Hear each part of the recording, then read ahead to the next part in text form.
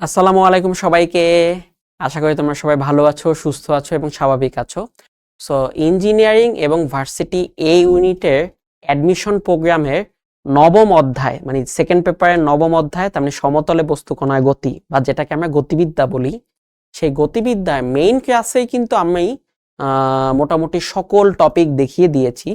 তারপরও আমরা কিছু এক্সট্রা স্পেশাল অঙ্ক আমরা নিয়ে এসেছি, যে অঙ্কগুলো আমার মনে হয়েছে যে এগুলো তোমরা করলে তোমাদের কনসেপ্ট কিছুটা ইমপ্রুভ করবে এবং এই ধরনের বানিয়ে বানিয়ে যদি কোনো অঙ্ক দেয় সেই অঙ্কগুলো তুমি সলভ করতে পারবে। সো চলো আমরা শুরু করি। সো আমরা আজকে দেখব হচ্ছে আমাদের এই যে সেকেন্ড পেপারে যে সমতলে বস্তু কণার গতি, এই সমতলে বস্তু কণার গতি এই অধ্যায়ের কিছু স্পেশাল ম্যাথ। ঠিক আছে, যে স্পেশাল ম্যাথগুলো আমরা প্রথমেই সলভ দেখব না, ভাইয়া যখন প্রশ্ন দেখাবো তুমি এই ভিডিওটা পজ করবা, পজ করে তুমি নিজে একটু চেষ্টা করবা যে তুমি নিজে নিজে মিলাতে পারো কিনা। যদি তুমি নিজে নিজে মিলাতে পারো তাহলে তো খুবই ভালো, আর যদি তুমি মিলাতে না পারো তখন গিয়ে ভাইয়ার সলিউশনটা দেখে ফেলবা। তো চলো আমরা শুরু করি। তাহলে প্রথমে আমি জেই মেইন 2021 সালে আসা একটা কোশ্চেন আমরা দেখছি। যদিও ইংরেজিতে আসছে, আমাদের আইওটি প্রশ্ন কিন্তু ইংরেজিতে হয়, সো ইংরেজি দেখে কিন্তু ভয় পেও না। সো আসলে আমরা প্রশ্নটা পড়ি। Water drops are falling from a nozzle of a shower onto the floor. তার মানে নোজেল মানে হচ্ছে যে আমরা যে গোসল করি না, ঝর্ণা, সেই উপরে ঝর্ণা দিয়ে টপ টপ করে পানি পড়ছে। ওয়াটার ড্রপ পড়ছে কোথায়? ফ্লোরের মধ্যে পড়ছে। From a height of 9.8 metre. তার মানে 9.8 মিটার উচ্চতায় একটা নোজল থেকে আমাদের টপ টপ করে পানি পড়ছে। তাহলে আমরা যদি এখন চিত্র আঁকি, চিত্র আঁকলে আমরা যদি এখন দেখি, এই হচ্ছে আমাদের ওয়াটার ফ্লোর, তার মানে এটা হচ্ছে আমাদের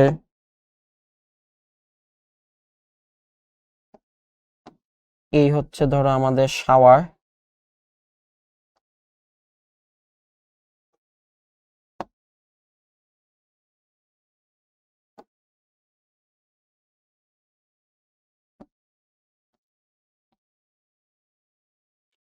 তাহলে এইখান থেকে আমাদের এই যে এখান থেকে এই যে টপ টপ করে পানি পড়ছে, এই শাওয়ারটার মাথা থেকে টপ টপ করে পানি পড়ছে। তাহলে এটা হাইট কত?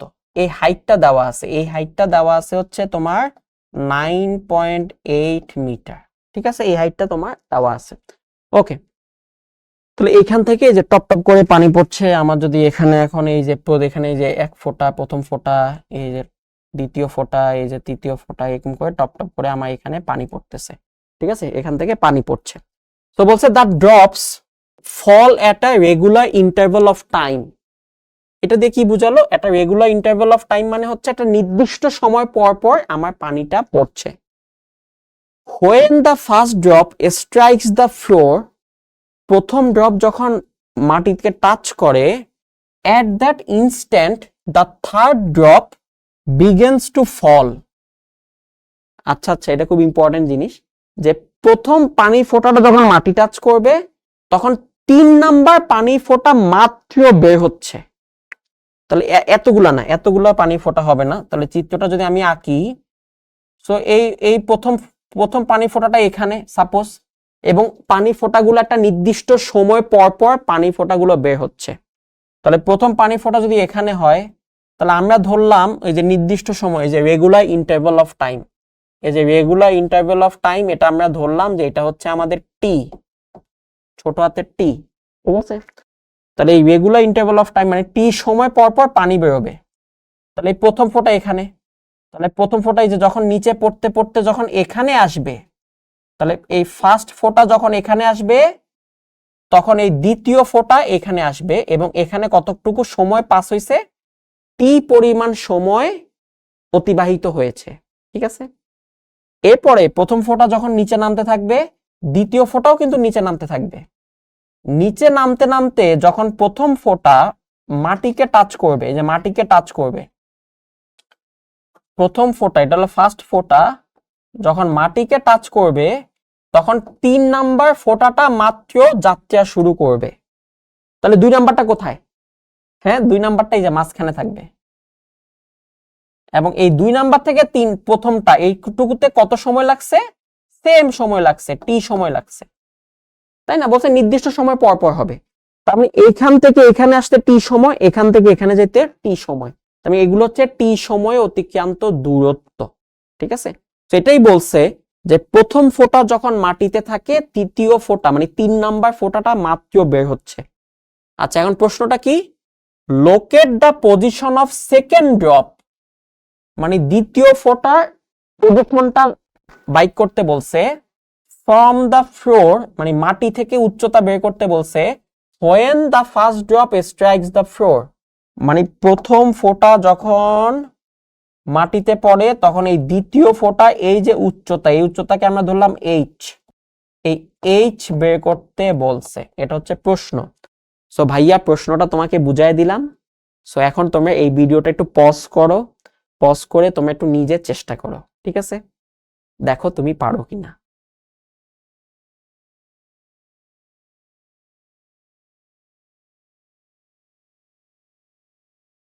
ওকে, আশা করি তোমরা পারছো। যদি না পারো কোনো সমস্যা নেই, ভাইয়া বুঝাই দিচ্ছি। এটা খুবই ইজি একটা ম্যাথ ছিল।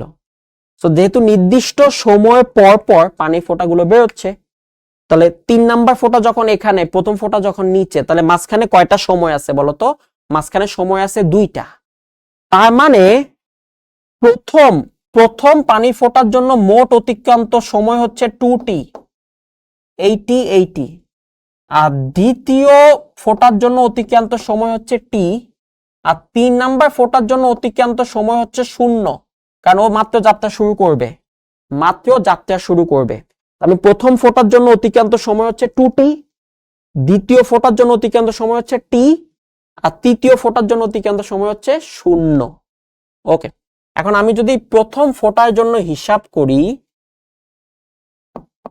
তাহলে প্রথম ফোঁটার জন্য হিসাব করলে খেয়াল করো, প্রথম ফোঁটা 2t সময়ে 9.8 মিটার দূরত্ব অতিক্রম করে।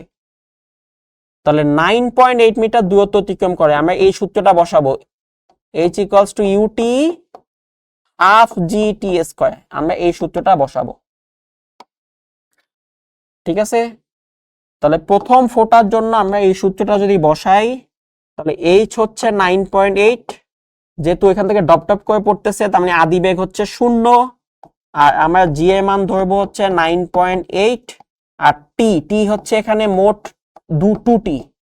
2t স্কয়ার, মোট সময় হচ্ছে 2t স্কয়ার। ওকে, এখন দেখো এই পাশ থেকে 9.8 কাটা যায়, এখানে আসা 2 থেকে যাবে, আর এখানে 2 কে স্কয়ার করলে 4t স্কয়ার। তাহলে এখান থেকে দেখো আমরা টি এর মান পেয়ে যাচ্ছি, টি স্কয়ার হচ্ছে 2/4, তার মানে হাফ, আর রুট ওভার করলে 1/√2। এই যে হয়ে গেছে, তো আমরা টি এর মান পেয়ে গেছি। তো আমি যদি এখন টি এর মান পেয়ে যাই, তার মানে আমি তো বাকি সব পেয়ে যাব। ওকে, টি এর মান পেয়ে গেছি।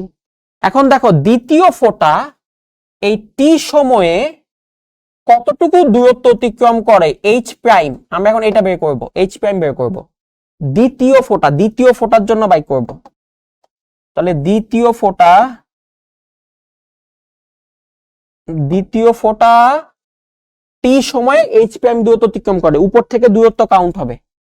তাহলে সেম সূত্র, এইচ প্রাইম দ্বিতীয় ফোঁটার জন্য আদিবেগ 0, দ্বিতীয় ফোঁটার জন্য আদিবেগ 0, আর এখানে থাকে হাফ, জি হচ্ছে 9.8, আর টি স্কয়ার, এখানে টি স্কয়ার হবে 1/√2 স্কয়ার।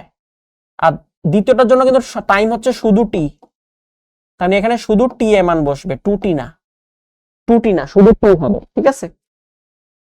তাহলে এইচ প্রাইম কত আসে দেখো তো, হাফ, এটা হাফ 4, তাহলে 9/8 ডিভাইডেড বাই 4, এত, ঠিক আছে? এটা হচ্ছে এইচ প্রাইম। ওকে, এখন আমাকে বলছে এইচ প্রাইম না, আমাকে বাই করতে বলছে হচ্ছে এইচ, এইচ বাই করতে বলছে। এইচ হচ্ছে যে নিচ থেকে উচ্চতা, দেখো উপরেরটুকু হচ্ছে এইচ প্রাইম, পুরাটা হচ্ছে 9.8, তাহলে 9.8 থেকে এইচ প্রাইম বাদ দিলেই নিচ থেকে উচ্চতা পাওয়া যাবে। তাহলে 9.8 মাইনাস 9.8/4, তাহলে এটা হিসাব করো, তাহলে 9.8 3/4, তাই না? 3 ভাগের 4 ভাগের 3 ভাগ থাকবে, তাহলে আমরা যদি এখন হিসাব করি 9.83/4, তাহলে 7.35, তাহলে এই হচ্ছে আমাদের উচ্চতা 7.35 মিটার। ঠিক আছে বাবা, ইজি অঙ্ক দেখছো, খুবই ইজি অঙ্ক ছিল। ওকে, তো আসো আমরা আরেকটা অঙ্ক দেখে ফেলি।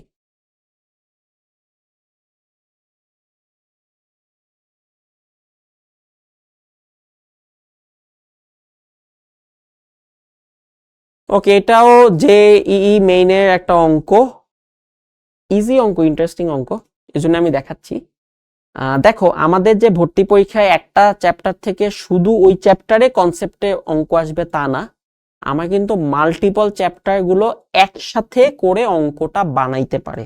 যেমন এই অঙ্কটার সাথে কিন্তু গতিবিদ্যা কনসেপ্ট এবং ক্যালকুলাসের কনসেপ্ট একসাথে করে অঙ্কটা বানানো হয়েছে। তাহলে দুইটা চ্যাপ্টার একসাথে মিলানো হয়েছে। আসলে আমরা দেখি কি বলছে। বলছে a particle is moving with speed v. আচ্ছা, স্পিডটা বলে দিছে, এইটা বলে দিছে যে স্পিড হচ্ছে v equals to b root x। Okay, স্পিডটা বলে দিছে along positive x axis, x অক্ষ বরাবর।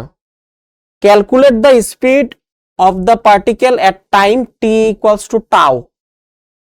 তার মানে t ইকুয়ালস টু টাউ সময়ে এই কণাটার বেগ বের করতে বলছে।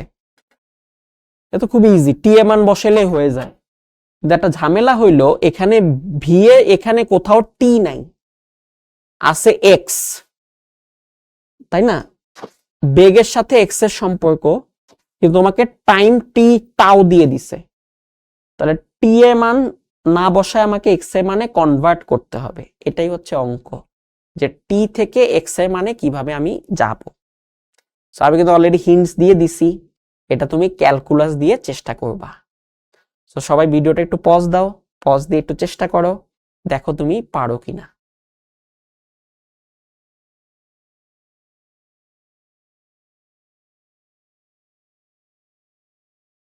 ওকে, আশা করি তোমরা ধরতে পারছো যে এটা হলো বেগের ক্যালকুলাসের সূত্রটা বসাইলেই হয়ে যায়। তো দেখো আমাদের কি বলে দিছে, আমাদের বলে দিছে যে ভাইয়া বেগ ভি হচ্ছে বি রুট এক্স। এখন বেগ সমান সমান আমরা কি জানি, বেগ সমান আমরা জানি হচ্ছে ডিএক্স বাই ডিটি, তাই না? বেগ হচ্ছে কি ডিএক্স বাই ডিটি, কারণ আমি এটা বলছিলাম অলরেডি হিন্টস দিয়ে দিছি যে টি এর মান দেওয়া আছে, কিন্তু এখানে এক্স এর মানে কনভার্ট করতে হবে। টি এর মানের সাথে এক্স এর মান লাগবে, কারণ এখানে তুমি এক্স বসাইতে পারবা, টি নাই। তো এই যে টি আর এক্স সম্পর্কটা নিয়ে আসছি। তাহলে এখান থেকে এখন তুমি যদি কোনাকুনি গুণ দিয়ে দাও, তাহলে এখানে হবে d x divided by root x, আর এখানে হবে বি ডিটি, মানে ডিটি নিয়ে গেলাম, রুট এক্স নিয়ে আসলাম। আচ্ছা, এখন আমার তো এক্স এর মান লাগবে, তাহলে এই ডিএক্স থেকে শুধু এক্স এর মান লাইক করতে আমাকে ডিফারেন্সিয়েশন আছে, তাহলে ইন্টিগ্রেশন করতে হবে, কারণ ইন্টিগ্রেশন করলে আমার নরমাল হয়ে যাবে। তাহলে আমি এখন উভয় পক্ষে ইন্টিগ্রেশন করে দিব। তাহলে এইখানে আমি ইন্টিগ্রেশন করব, এই পাশেও ইন্টিগ্রেশন করব। তো সময় যখন 0 হয়, এই দেখো এখানে বলে দিছে assume that the particle is at origin, মূল বিন্দুতে ছিল কখন, এট টাইম টি ইকুয়ালস টু 0। তাহলে সময় যখন 0, এক্স এর মানও 0, মূল বিন্দুতে ছিল। তাহলে সময়ের মান 0 হইলে এক্স এর মান হবে 0, এটা হচ্ছে লোয়ার লিমিট। সময়ের মান যদি টাও হয়, তাহলে আমরা ধরলাম এক্স এর মান হলো এক্স, এই এক্স এর মানটা আমার বের করতে হবে, এই এক্স এর মানটাই আমার বের করতে হবে। ওকে, এখন আমরা জানি এইটাকে আমরা যদি এখন ইন্টিগ্রেশন করি, dx বাই রুট এক্স কে করলে 2 রুট এক্স, এটা হবে 2 রুট এক্স, লিমিট থেকে যাবে 0 এবং x, আর dt কে করলে হবে শুধু t, লিমিট হবে 0 আর টাও। তাহলে আপার লিমিট x বসাইলে এখান থেকে আমরা x এর মান পেয়ে যাচ্ছি 2 রুট এক্স, আর শূন্য বসায় তো লাভ নাই, এখানেও t এর জায়গায় টাও বসাইলে b টাও। তাহলে এখান থেকে শুধু দেখো, শুধু রুট এক্স এর একটা মান চলে আসে, শুধু রুট এক্স এর একটা মান তুমি পেয়ে যাচ্ছ। তাহলে অতএব রুট এক্স এর মান হচ্ছে b tau divided by 2। B tau divided by 2। Okay, দেখো রুট এক্স এর মান পেয়ে গেছে। এখন বেগের মান বাই করতে বলছে, এটা তো ইজি। এই যে বেগের মান হচ্ছে বি রুট এক্স, এই যে দেখো রুট এক্স এর মান পেয়ে গেছি। তাহলে এখন বাকিটা তো একদম ইজি, যে অতএব ভি হচ্ছে বি রুট এক্স। এই রুট এক্স এর জায়গায় এখন মানটা বসায় দাও, যে মানটা তুমি এই বাইক করছো, এই যে মানটা, এই মানটা বসায় দাও, বি টাউ ডিভাইডেড বাই 2। তাহলে বি বি গুণ করলে হবে b square tau divided by 2। শেষ। এটাই হচ্ছে বেগ, এটা হচ্ছে ওই সময়ে বেগ। তাহলে b square tau divide by 2, c হচ্ছে অ্যান্সার। ঠিক আছে, সো দেখো গতিবিদ্যার সাথে আমাদের ক্যালকুলাসে একটা কনসেপ্ট কাজে লাগাইছে। তো তোমরা যদি এই ধরনের অঙ্ক দেখতে পাও, একদম হতাশ হবা না, অন্য চ্যাপ্টার দিয়েও যে করা যায় এটা কিন্তু সব সময় মাথায় রাখবা। ঠিক আছে, আর অঙ্কটা কিন্তু ইজি ছিল, হ্যাঁ সহজ ছিল।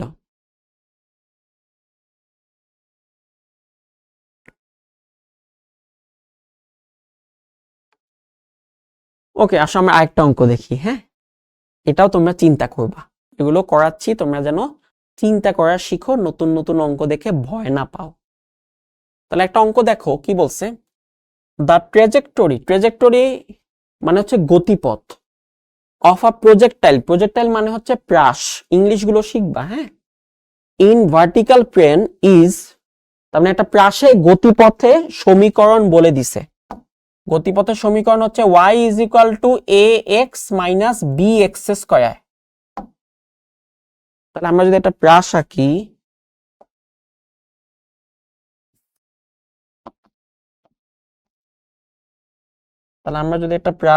তাহলে এই যে প্রাসটা, এই প্রাসটা গতিপথের সমীকরণটা বলে দিছে, যে এই প্রাসটা গতিপথের সমীকরণ হচ্ছে y is equal to a x minus b x square, হচ্ছে গতিপথের সমীকরণ। A and b are constant, a আর বি হচ্ছে কনস্ট্যান্ট, and x আর y হচ্ছে respectively horizontal and vertical distance of the projectile from the point of projection. এটা আমরা জানি, যে কোনো দূরত্বে x হচ্ছে আনুভূমিক দূরত্ব, y হচ্ছে উলম্ব দূরত্ব, এটা আমরা জানি। বলছে ফাইন্ড দ্য ম্যাক্সিমাম হাইট। ওকে, সর্বোচ্চ উচ্চতা বের করতে বলছে অ্যাটেইনড বাই দ্য পার্টিকেল, তার মানে এইটা সর্বোচ্চ উচ্চতা বের করতে বলছে, এবং দ্য অ্যাঙ্গেল অফ প্রজেকশন মানে নিক্ষিপ্ত কোণ বের করতে বলছে। ওকে, ইজি জিনিস, সর্বোচ্চ উচ্চতা আর নিক্ষিপ্ত কোণ। আমরা ধরলাম এই কোনাকুনি মারা হইছে ইউ বেগে, আর নিক্ষিপ্ত কোণ হলো আলফা, তাহলে তোমাকে দুইটা জিনিস বের করতে বলছে, একটা হচ্ছে আলফার মান কত, আর একটা হচ্ছে সর্বোচ্চ উচ্চতা এইচ ম্যাক্স কত। ঠিক আছে, আর মনে রাখবা এসব অঙ্কে প্রশ্নে যে যে উপাদান দেওয়া থাকে সেই উপাদানের মাধ্যমে তোমার অ্যান্সার বের করতে হবে, তুমি অন্য কিছু দিয়ে অ্যান্সার বের করতে পারবা না। তাহলে প্রশ্নে কি দেওয়া আছে খেয়াল করো, প্রশ্নে দেওয়া আছে আসলে এ বি, এই দুইটা জিনিস দেওয়া আছে, A B, R x Y হচ্ছে কনস্ট্যান্ট, মানে দূরত্ব আর কি, কনস্ট্যান্ট চলক, সরি এক্স ওয়াই হচ্ছে চলক ভেরিয়েবল, আর এ বি হচ্ছে কনস্ট্যান্ট। তার মানে আমার প্রশ্নে আসলে কনস্ট্যান্ট দেওয়া আছে এ বি, তাহলে এই অঙ্কটা অ্যান্সার তোমাকে বের করতে হবে এ আর বি এর সাহায্যে, অন্য কিছু আনা যাবে না, কারণ অন্য কিছু আনলে তো আমি ইজিলি বলে দিতে পারতাম, তাই না, যে সর্বোচ্চ উচ্চতা, এটা তো সূত্র লিখে দিলেই হয়ে যায়, কিন্তু সূত্র লিখলে তুমি নাম্বার পাবা না। তো তোমার প্রশ্নে যে যে উপাদান দেওয়া থাকবে সেই উপাদানের মাধ্যমেই তোমাকে আসলে উত্তরটা বের করতে হবে।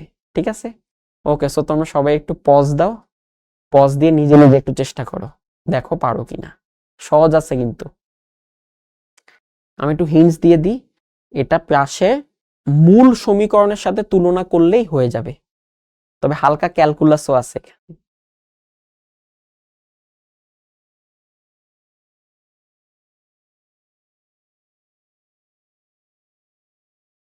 আসো আমরা দেখি, খুব ইজি এটা। হ্যাঁ, সো আমাকে যেটা বলছে যে প্রাসটার সমীকরণটা বলে দিচ্ছে, সমীকরণটা হলো y is equal to a x minus b x square. এখন আমরা যে কোনো প্রাসের জন্য আমরা আবার একটা সমীকরণ জানি, আমাদের সমীকরণটা হচ্ছে y ইজ ইকুয়াল টু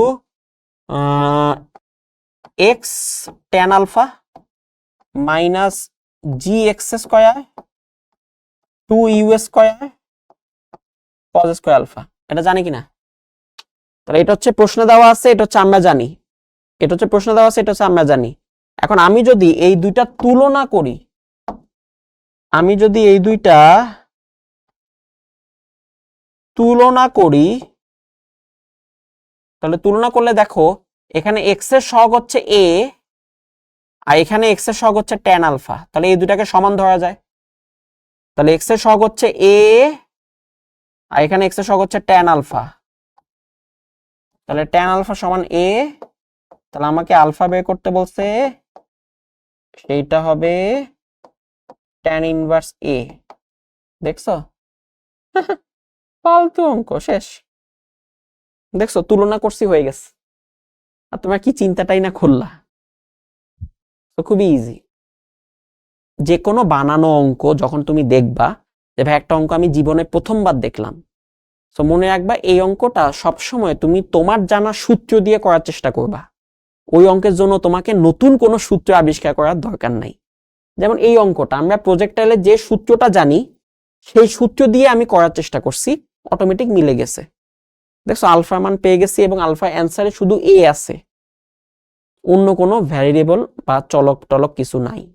ঠিক আছে, সো আলফা মান হচ্ছে tan ইনভার্স এ। ঠিক আছে, ওকে। এখন দেখো সর্বোচ্চ উচ্চতা বের করতে বলছে। এখন আমরা জানি যে ভাইয়া সর্বোচ্চ উচ্চতায় কি ঘটনা ঘটে সেটা তোমাকে একটু বুঝতে হবে। যে ভাইয়া সর্বোচ্চ উচ্চতায় নর্মালি যেটা হয় সেটা হলো এটা আনুভূমিক থাকে। সর্বোচ্চ উচ্চতায় আমার এই গতিপথ কি হয়, গতিপথ থাকে আনুভূমিক, এটা জানি তো আমরা। তাহলে গতিপথ আনুভূমিক হইলে এটা কি হবে বলো, এটাই হবে আমাদের সর্বোচ্চ উচ্চতা। তারপরে যে উচ্চতা মানে ওয়াই পাওয়া যায় সেই ওয়াইটাই হবে সর্বোচ্চ উচ্চতা। এখন গতিপথ আনুভূমিক তার মানে কি, তার মানে এই যে গতিপথ, এই গতিপথের ঢাল, আনুভূমিক মানে হচ্ছে এক্স অক্ষের সমান্তরাল, তার মানে এই গতিপথের ঢাল হবে 0। এটা আমরা জানি, এক্স অক্ষের সমান্তরাল হইলে ঢাল 0। তাহলে সেখান থেকে আমরা বলতে পারি এই যে আমাকে গতিপথের সমীকরণটা বলে দিছে y is equal to ax minus bx square, এখানে আমি যদি এটাকে এখন ডিফারেন্সিয়েশন করি dy বাই dx মানে ঢাল বাইক করি, তাহলে এই যে ঢালটা বাইক করলাম, এই ঢালটা সর্বোচ্চ উচ্চতায় কি হবে, তাহলে ফর g max, তাহলে সর্বোচ্চ উচ্চতার জন্য এই ঢাল হবে 0, তাই না? অন্য কোথাও 0 হয় না, মানে অন্য কোথাও কিন্তু এক্স অক্ষের সমান্তরাল হয় না। যেখানে সর্বোচ্চ উচ্চতা সেখানে এই ঢালটা কি হয়, মানে গতিপথ এক্স অক্ষের সমান্তরাল হয়। তাহলে সর্বোচ্চ উচ্চতার জন্য ঢালটা 0 হবে। এখন আমি যদি এখানে মানটা বসায় দিই a মাইনাস 2bx, তাহলে এখান থেকে দেখো আমি x এর মান পেয়ে যাচ্ছি a ডিভাইডেড বাই 2b, আমি x এর মান পেয়ে যাচ্ছি। এখন এই x এর মান আমি যদি মেইন সমীকরণে বসায় দিই তাহলে আমি y এর মান পেয়ে যাব, আর এই y এর মানটাই হবে উচ্চতা, সর্বোচ্চ উচ্চতা, এই যে y এর মান। তাহলে আমি এইটুকু x এর মান পেয়ে গেছি, আমি এখন এই যে এই উচ্চতাটা পেয়ে যাব, শেষ। x আর y, কাহিনী বুঝছো কিনা? এই যে আমি এইটুকু পেয়ে গেছি, এইটুকু হচ্ছে কি বলো, এইটুকু হচ্ছে আমার সর্বোচ্চ উচ্চতার জন্য x a বাই 2b। তাহলে এখন যদি আমি এই মানটা বসায় দিই y এর মান বাইক করি, সেই y এর মানটাই হবে সর্বোচ্চ উচ্চতা, সেই y এর মানটাই হবে সর্বোচ্চ উচ্চতা। তাহলে সেই y এর মানটা বাইক করে ফেলো, এই x এর মানটা বসায় দাও, তাহলে x এর মানটা বসায় দিলে আমরা y এর মান পেয়ে যাব, সেই y এর মানটাই হবে সর্বোচ্চ উচ্চতা। তাহলে ax x এর মানটা বসে গেল minus bx square, bx square, okay কত আসে, এখানে আসে a square divided by 2b, এখানে দেখো b কাটা, এখানেও থাকে a স্কয়ার ডিভাইড বাই 2 দুগুণে 4 4b, তাহলে 2b 2a স্কয়ার থেকে a স্কয়ার গেলে a square divided by 4b, এটা হচ্ছে answer, a square divided by 4b, এটা হচ্ছে আমাদের आंसर। বুঝছো? দেখো a আর b বাদে কিছু নাই, প্রশ্নে যা আছে সেটা দিয়ে তোমাকে অ্যানসারটা লিখতে হবে। a আর b ছিল প্রশ্নে, সো a আর b দিয়ে তোমাকে অ্যানসার গুলো বের করতে হবে। ঠিক আছে? ওকে, চলো আমরা আরো একটা অঙ্ক দেখে ফেলি। এটা খুবই ইন্টারেস্টিং একটা অঙ্ক এবং এই অঙ্কটা অনেক পুরাতন অঙ্ক। আমি যখন অ্যাডমিশনে পড়ছি সেই 2009 সালে, তখন আমি এই অঙ্কটা পাই। কেন? কারণ এটা অনেক পুরাতন। ভাই কত পুরাতন? এটা বুয়েটে আসা একটা অঙ্ক। কত সালে আসছিল জানো? এই যে লিখে দিছি, আনবিলিভেবল, 1988 সালে আসছিল, 88। আমি 88 সালে যারা পরীক্ষা দিয়েছিল তারা এই প্রশ্নটা পেয়েছিল। ঠিক আছে, খুবই চমৎকার একটা প্রশ্ন। আসলে আমরা একটু দেখি, অবশ্যই তোমরা সলভ করবা।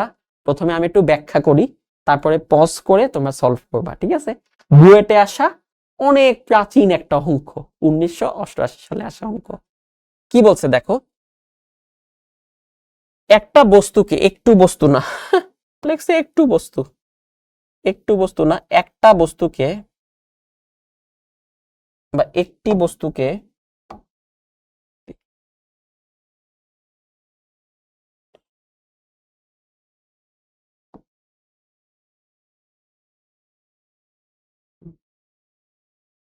আমরা যদি লিখি, এটা যদি আমরা এইভাবে একটু কমায় দিই, চিকন করে লিখতে হবে।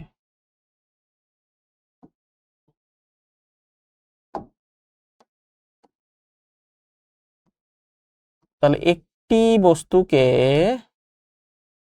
কি করা হয়েছে দেখো তো, ইউ আদি বেগে এবং আলফা কোণে প্রক্ষিপ্ত করা হলো, মানে তুমি মারছো। তাহলে আমরা একটা প্রাস পাইছি, একটা প্রাস যদি আমি এখন আঁকি, তাহলে এই হচ্ছে আমাদের এক্স অক্ষ, এই হচ্ছে আমাদের ওয়াই অক্ষ। একটা প্রাস আমি নিক্ষেপ করছি, তাহলে এইখানে আমি একটা প্রাস নিক্ষেপ করছি। হ্যাঁ, তাহলে এই প্রাসটা কত বেগে নিক্ষেপ করলাম?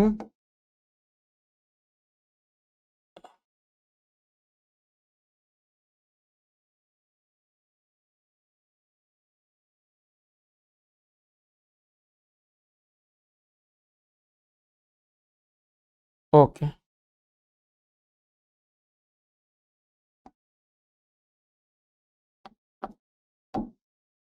ইউ আদি বেগে আলফা কোণে নিক্ষেপ করছি। ঠিক আছে, আলফা কোণে নিক্ষেপ করছি।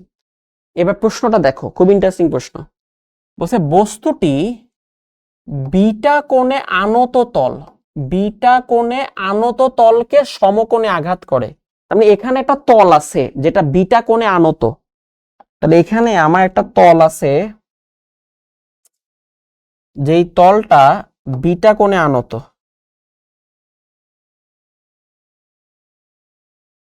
এই যে বিটা কোণে আনত, এই যে একটা তল আছে, এই তলটা কত কোণে আনত? এই তলটা এই যে বিটা কোণে আনত। ঠিক আছে, এই যে তল, এই যে বাঁকা তল, এটা বিটা কোণে আনত। তাহলে এই বিটা কোণে আনত তলকে ও সমকোণে আঘাত করে। তার মানে ও তো মারছে এখান থেকে, এখান থেকে ও নিচে আসবে। তো যখন নিচে আসে তখন সে এখানে সমকোণে আঘাত করে। তার মানে এখানে ও একদম 90 ডিগ্রি অ্যাঙ্গেলে আঘাত করছে। 90, তার মানে এখানকার অ্যাঙ্গেলটা হচ্ছে 90। যেই বিন্দুতে আঘাত করছে সেই বিন্দুটা হচ্ছে সমকোণ, এবং এই বিন্দুতে যে সমকোণে এই বিটা কোণে নত তলকে আঘাত করে। প্রশ্ন হলো আলফার মান কত? এবং আমি একটু আগে অঙ্কে যেটা শিখেছি সেটা হচ্ছে, প্রশ্নে যেই যেই ভ্যালু দেওয়া থাকবে তোমাকে সেই ভ্যালুগুলোর মাধ্যমেই অ্যান্সার বের করতে হবে। তাহলে এই প্রশ্নে কি কি দেওয়া আছে দেখো, তোমাকে ইউ বলে দিছে, আলফা বলে দিছে এবং বিটা বলে দিছে। তাহলে এই আলফার মান যখন তোমাকে বের করতে বলছে, তুমি ইউ এবং বিটার মাধ্যমে বের করবা, অন্য কিছু ইউজ করা যাবে না। তুমি ধরতে পারো কিন্তু পরে সেই মানটা প্রতিস্থাপন করতে হবে। ঠিক আছে, ওকে। সো তোমরা একটু পজ দাও, পজ দিয়ে নিজে একটু চেষ্টা করো যে আলফার মান কিভাবে বিটার সাহায্যে প্রকাশ করা যায়। আলফার মান এমন ভাবে বের করতে হবে যেন তোমার ফাইনাল অ্যান্সারে বিটা ছাড়া আর কিছু না থাকে। সবাই একটু চেষ্টা করো।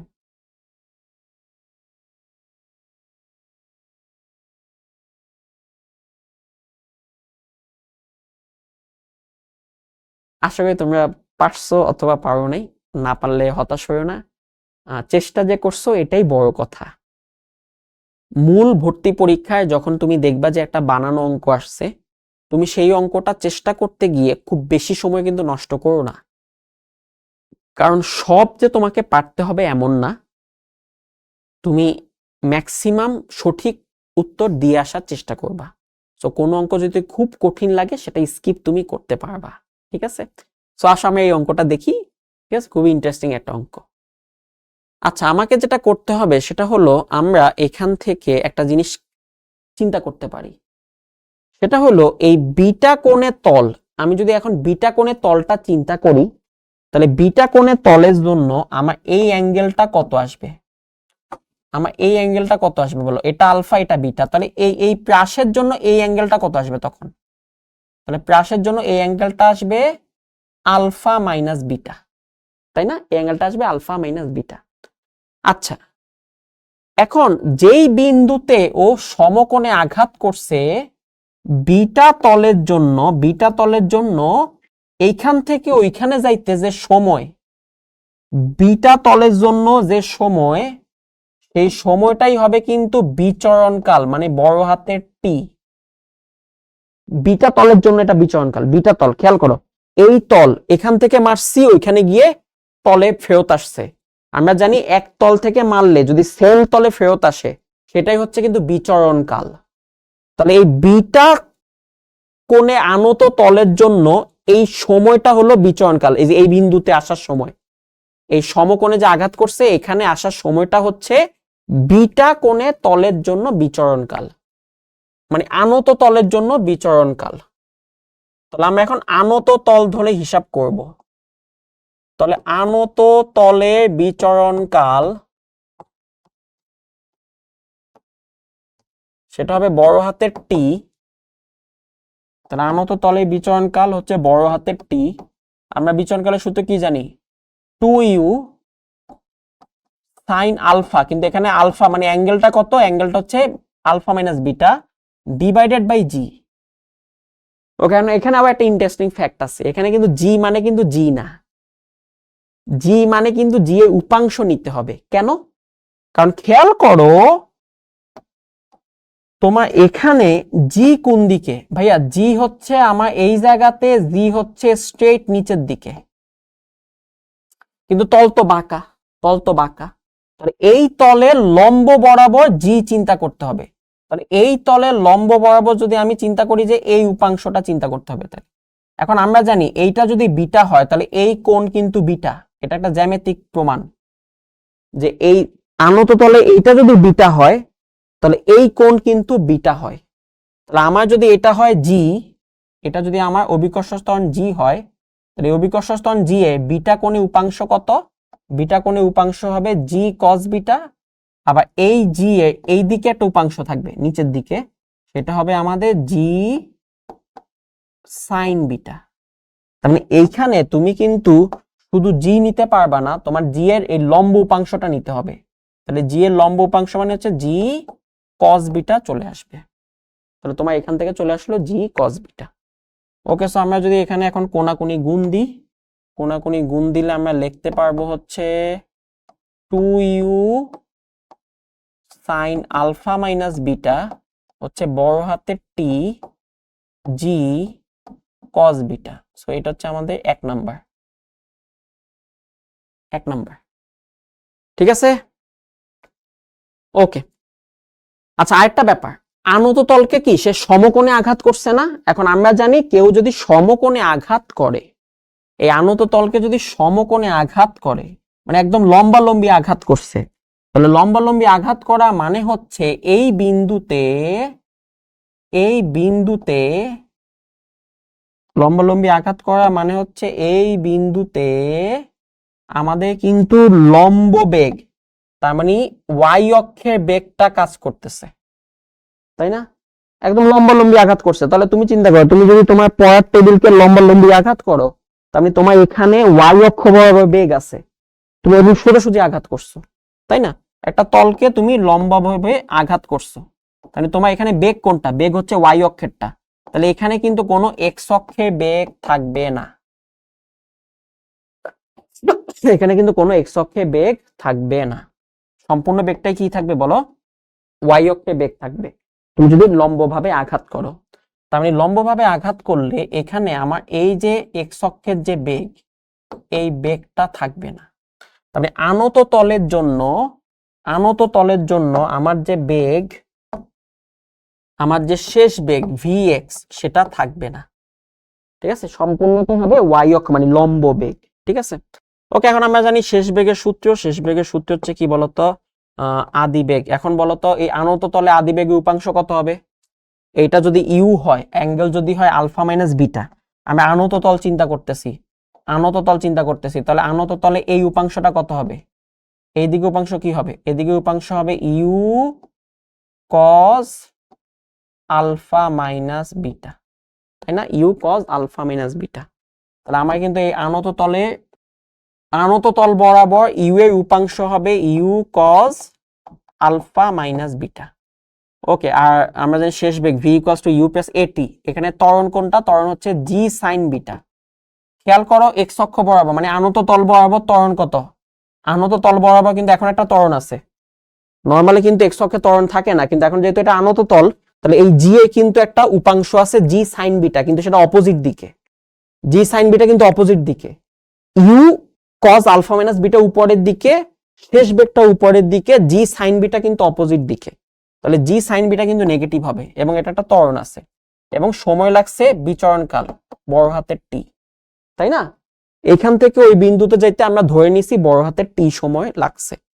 সো এটা হচ্ছে আমরা এখান থেকে পাচ্ছি শেষ বেগের সূত্র ইউ এ টি। এটা মাইনাস হলো কেন? কারণ জি সাইন বিটার উপাংশটা নিচের দিকে। ওকে, তাহলে এখান থেকে আমরা u cos alpha minus beta সমান সমান পাচ্ছি হচ্ছে জি সাইন বিটা বড় হাতের টি। সো এটা হচ্ছে আমাদের 2 নাম্বার। ওকে, এখন আমরা যদি ওই 1 নাম্বারকে 2 নাম্বার দিয়ে ভাগ করি 1 ডিভাইডেড বাই 2, তাহলে কিন্তু আমরা খুব ইজিলি ভ্যালুগুলো পেয়ে যাব। তাহলে আমার দেখো এখানে ভাগ করলে ইউ ইউ চলে যাবে, সাইন বাই কজ হচ্ছে tan, তাহলে 2 tan আলফা মাইনাস বিটা হয়ে যায় লেফট হ্যান্ড সাইডে। আর রাইট হ্যান্ড সাইডে দেখো টি আর জি কাটা যায়, কস বিটা সাইন বিটা ভাগ করলে হয়ে যাবে কট বিটা। ওকে, আমার কিসের মান বের করতে বলছে? আলফা মান বের করতে বলছে, তাহলে 2 ওই পাশে নিয়ে যাও, তাহলে tan আলফা মাইনাস বিটা হয়ে যাবে হাফ কট বিটা। তাহলে tan ওই পাশে নিয়ে যাও, তাহলে আলফা মাইনাস বিটা হয়ে যাবে tan ইনভার্স হাফ কট বিটা। এই মাইনাস বিটা ওই পাশে নিয়ে যাও, তাহলে আমরা ফাইনালি আলফা মান পেয়ে যাব। মাইনাস বিটা ওই পাশে নিয়ে গেলে হবে প্লাস বিটা, আর এখানে হবে tan ইনভার্স হাফ কট বিটা। তাহলে এই হচ্ছে আমাদের আলফার ভ্যালু। এবং খেয়াল করো আলফার ভ্যালুতে কোনো বিটা বাদে আর কিছু নাই, beta plus tan inverse half কট বিটা, ঠিক আছে, বিটা বাদে আর কিচ্ছু নাই। সো এটাই অঙ্কটা ছিল। ইন্টারেস্টিং অঙ্ক, তাই না? উপাংশে খেলা। তো দেখো এটা কিন্তু যে অনেকটা ভেক্টরের সাথে মিলে গেছে, উপাংশ নিয়ে চিন্তা করলে ইজিলি তুমি মিলাই ফেলতে পারবা। সো বুয়েটে আসা অনেক আগে একটা অঙ্ক আমরা করে ফেললাম। সো এখন যদি আমি আরেকটা কঠিন অঙ্ক দেখি, যেটা কিন্তু আসলে কঠিন না, কিন্তু আমরা অনেকেই ভাবো কঠিন, যেমন এইটা। দেখো এই ধরনের অঙ্ক তোমাকে দিতেই পারে, কথা না বলে অনেক সময় চিত্র দিয়ে দেয়। যেমন এখানে চিত্রে দেখো আদিবেগ দিয়ে দিচ্ছে, একটা অ্যাঙ্গেল বলে দিচ্ছে মানে আলফা বলে দিচ্ছে, তার মানে তুমি ইউ এর মান জানো, তুমি আলফার মান জানো। সেখান থেকে কি বের করতে বলছে? বলছে a ball is projected as shown, find the time, সময় বের করতে বলছে, after which velocity becomes perpendicular to initial velocity. তার মানে কত সময় পর বেগ আদি বেগের সাথে লম্ব হবে, কত সময় পর বেগ আদি বেগের সাথে লম্ব হবে। তাহলে এইভাবে যদি আমি এটাকে নিক্ষেপ করি, নিক্ষেপ করলে আমার এখানে এই যে কত সময় পর, এই যে আমার যে এই যে এটা এই বেগটা কি হবে বলতো? এই বেগটা আমার এই যে আদি বেগ, এই আদি বেগের সাথে পারপেন্ডিকুলার হবে, এই আদি বেগের সাথে পারপেন্ডিকুলার হবে, এটা বের করতে বলছে। ঠিক আছে, এই আদি বেগের সাথে আমার এখানে কত সময় পর এই যে 90 কোণ হবে। তার মানে যে এখান থেকে এখানে যাইতে কত সময় লাগবে, ঠিক আছে? সো এই অঙ্কগুলো হঠাৎ করে দেখলে তোমার কাছে মনে হইতে পারে যে কঠিন, কিন্তু এই সব অঙ্ক ভাইয়া লেকচার ক্লাসে আলোচনা করে দিছি। সো তোমরা যদি লেকচার ক্লাসগুলো খুব মনোযোগ দিয়ে করো তাহলে তোমাদের মনে থাকার কথা যে এটা একটা সূত্র আছে। সূত্রটা হচ্ছে কত সময় পর লম্ব হবে, বেগ আদি বেগের সাথে লম্ব হবে, সেটা আমরা জানি u divided by g sine alpha. U divided by g sine alpha, এটা হচ্ছে সূত্র। এই সূত্র অনুযায়ী মান বসাইলে অ্যান্সার পাওয়া যায়। সো দেখো, মনে হইতে পারে তোমার কাছে কঠিন, কিন্তু আমরা তো অলরেডি এগুলো সব তোমাদেরকে পড়ায় ফেলছি। সো 9.8 সাইন 53, এখান থেকে তুমি যা পাবা সেটাই তোমার অ্যান্সার। সো এমনটা কেন দেখালাম, কারণ কিছু অঙ্ক থাকে যেটা আসলে তুমি যদি মনোযোগ দিয়ে আমাদের লেকচার ক্লাসগুলো এবং রেকর্ডেড ভিডিওগুলো দেখো তাহলে কিন্তু সেই জিনিসটা তুমি শিখে ফেলবা এবং ওই অঙ্কটা খুব দ্রুত সলভ করতে পারবা। আর তুমি যদি একটু ফাঁকিবাজি করো, এদিক সেদিক দৌড়াদৌড়ি করো, স্থির না হয়ে পড়ালেখা না করো, তাহলে কিন্তু তোমার এই জিনিসগুলো হবে না। এবং মনে রাখবা, ভর্তি পরীক্ষায় তোমার শিখা সূত্র তুমি ডাইরেক্ট ইউজ করতে পারবা। যেমন এই সূত্রটা তুমি সরাসরি ইউজ করতে পারবে, এটা কই থেকে আসলো, কিভাবে আসলো, এটা দেখানো কিন্তু ভর্তি পরীক্ষায় কোনো দরকার নেই। ওকে, সো আজকে আমি আর কোনো নতুন অঙ্ক দেখাচ্ছি না। মনে রেখো যে কথাগুলো ভাইয়া বললাম, যে নতুন অঙ্ক আসলে তুমি তোমার জানা সূত্র দিয়ে করার চেষ্টা করবা। প্রশ্নে যে ভ্যালুগুলো দেওয়া থাকবে সেই ভ্যালুর বাদে অন্য কোনো নতুন ভ্যালু আনা যাবে না, ওই ভ্যালুগুলো দিয়েই তোমাকে উত্তরটা বলতে হবে। আর মনে রাখবা, ভর্তি পরীক্ষায় কিন্তু তোমরা সবাই ঠান্ডা মাথায় পরীক্ষা দিবা, টার্গেটই হবে ম্যাক্সিমাম অ্যান্সার করে আসা। আর সবসময় শিখোর সাথে থাকবা, শিখোর যে মডেল টেস্ট গুলো হবে সেই মডেল টেস্ট গুলো নিয়মিত দেওয়ার চেষ্টা করবা। সো সবাই ভালো থাকো, সুস্থ থাকো, আল্লাহ হাফেজ সবাইকে।